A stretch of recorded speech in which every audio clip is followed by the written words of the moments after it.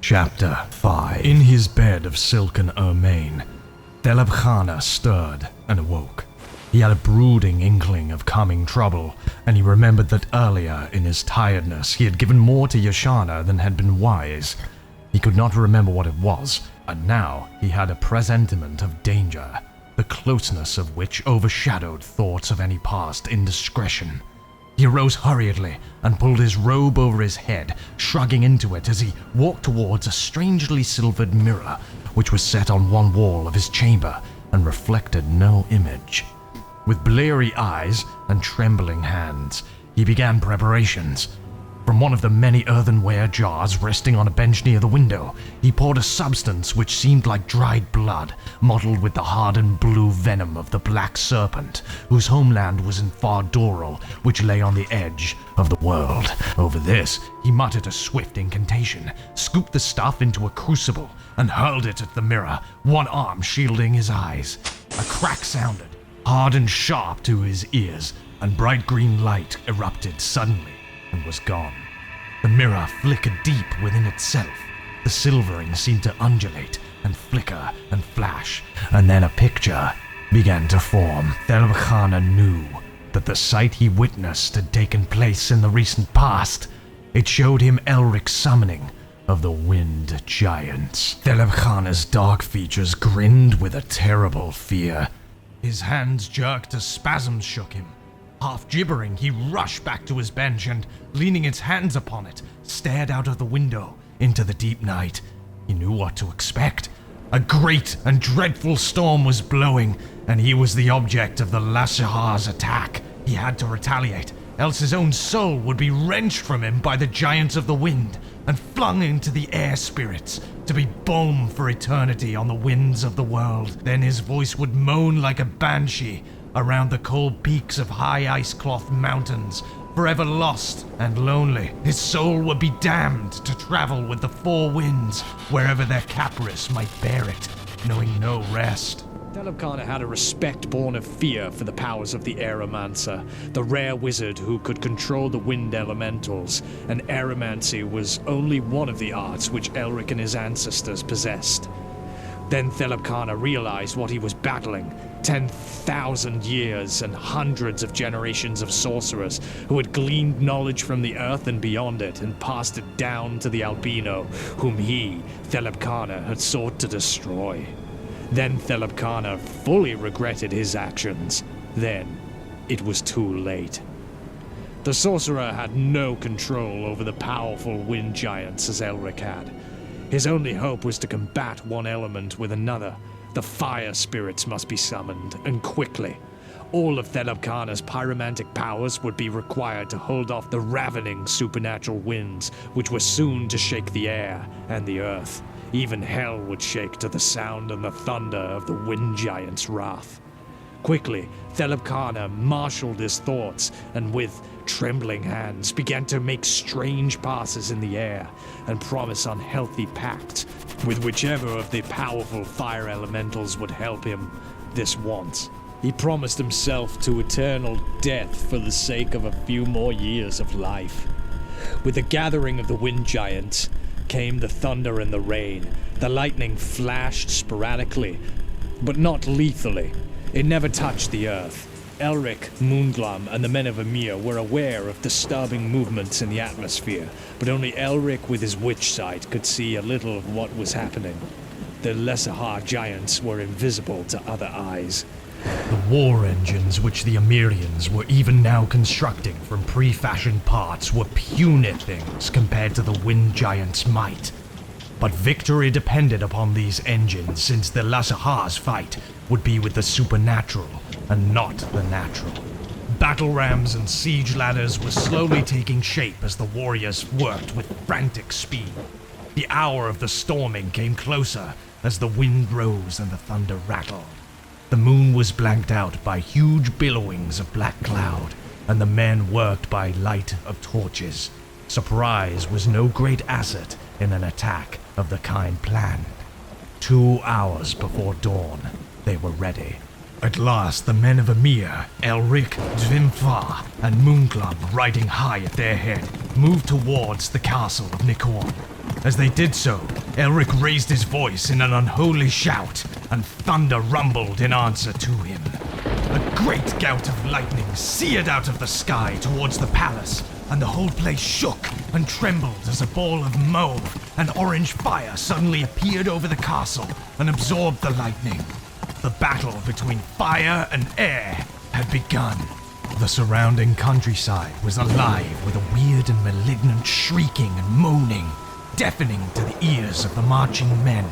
They sensed conflict all around them, and only a little was visible. Over most of the castle an unearthly glow hung, waxing and waning, defending a gibbering wretch of a sorcerer who knew that he was doomed if once the Lords of the Flame gave way to the roaring wind giants. Elric smiled without humor as he observed the war.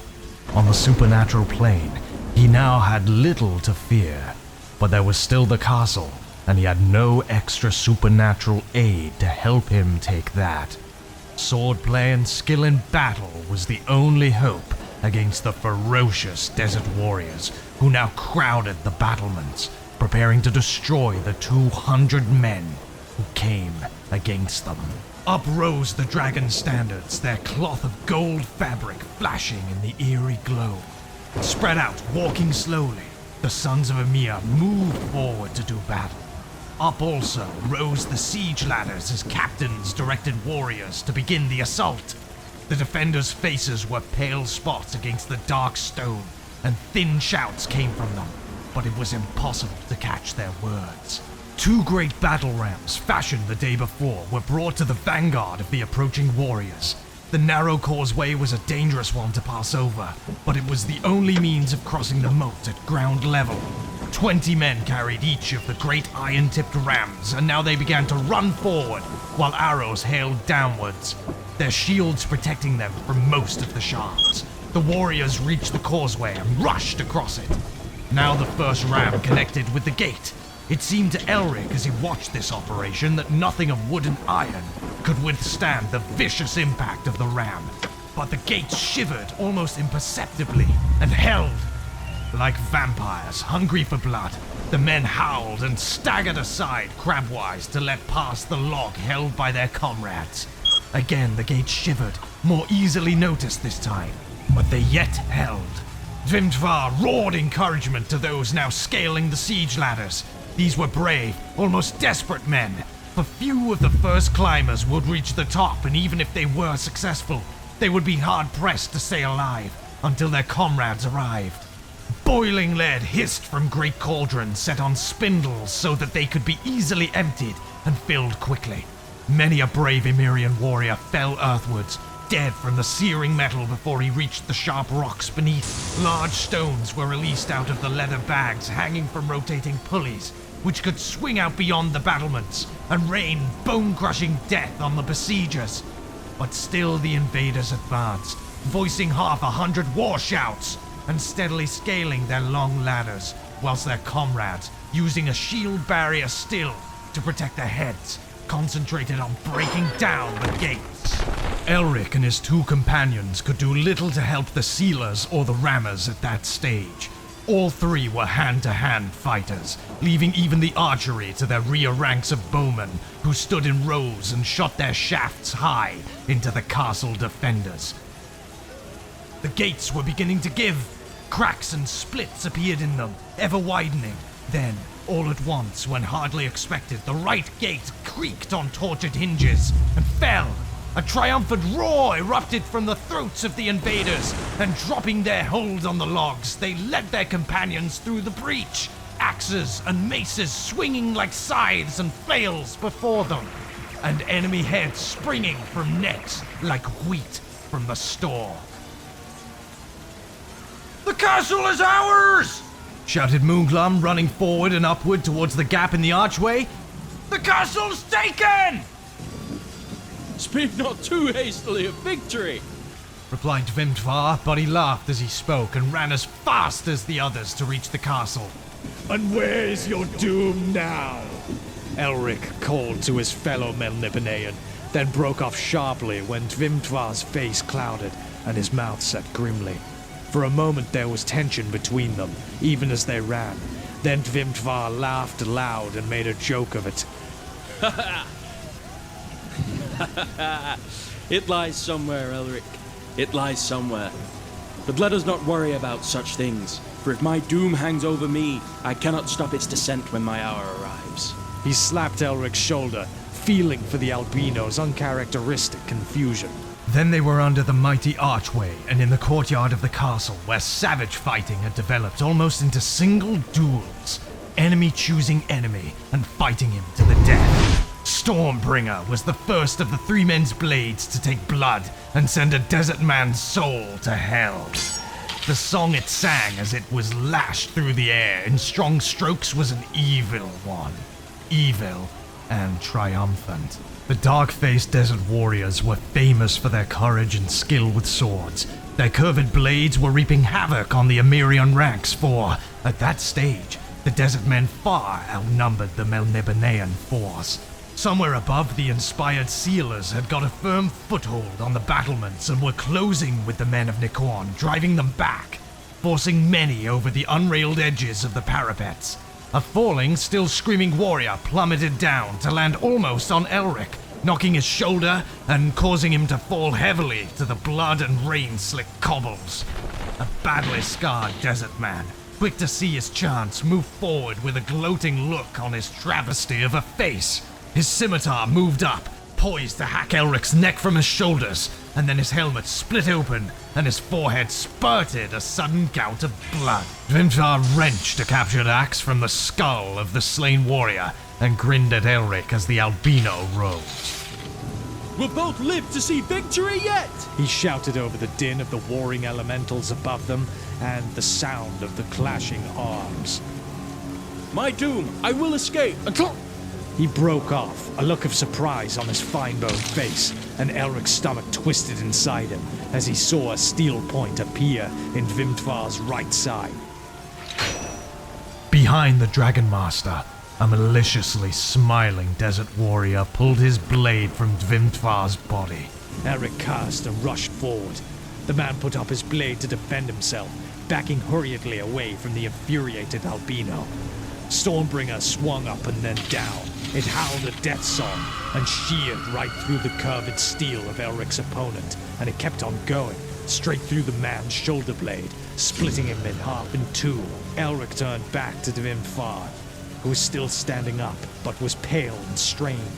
His blood dripped from his wound and seeped through his garments. "How badly are you hurt?" Elric said anxiously. "Can you tell?" That trollspawn sword passed through my ribs. I think no vitals were harmed. Dvimtvar gasped and tried to smile. I'm sure I'd know if he'd made more of the wound. Then he fell, and when Elric turned him, he looked into a dead and staring face. The Dragon Master, Lord of the Dragon Caves, would never tend his beasts again. Elric felt sick and weary as he got up, standing over the body of his kinsman. Because of me, he thought. Another fine man has died. But this was the only conscious thought he allowed himself for the meantime. He was forced to defend himself from the slashing swords of a couple of desert men who came at him in a rush. The archers, their work done outside, came running through the breach in the gate, and their arrows poured into the enemy ranks. Elric shouted loudly, "My kinsman, Dvimtvar, lies dead, stabbed in the back by a desert warrior! Avenge him, brethren! Avenge the Dragon Master of Emir!" A low moaning came from the throats of the Melnibonéans, and their attack was even more ferocious than before. Elric called to a bunch of axemen, who ran down from the battlements, their victory assured. "You men, follow me!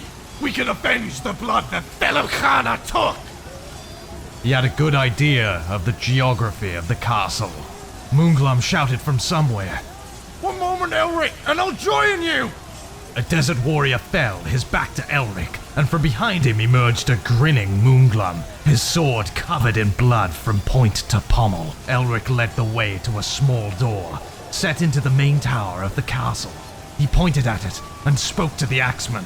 "The two with your axes, lads! Honori!" Grimly, the axemen began to hack at the tough timber, Impatiently, Elric watched as the wood chips started to fly. The conflict was appalling. Thelebkhana sobbed in frustration. Kakatal, the Fire Lord, and his minions were having little effect on the wind giants. Their power appeared to be increasing, if anything. The sorcerer gnawed his knuckles and quaked in his chamber, while below him the human warriors fought, bled, and died. Thelebkhana made himself concentrate on one thing only: total destruction of the Lashahar forces. But he knew somehow, even then, that sooner or later, in one way or another, he was doomed. The axes drove deeper and deeper into the stout timber. At last it gave. We're through, my lord! One of the axemen indicated the gaping hole they'd made. Elric reached his arm through the gap and prized up the bar which secured the door. The bar moved upwards and then fell with a clatter to the stone flagging. Elric put his shoulder to the door and pushed. Above them now, two huge, almost human figures had appeared in the sky, outlined against the night. One was golden and glowing like the sun, and seemed to wield a great sword of fire.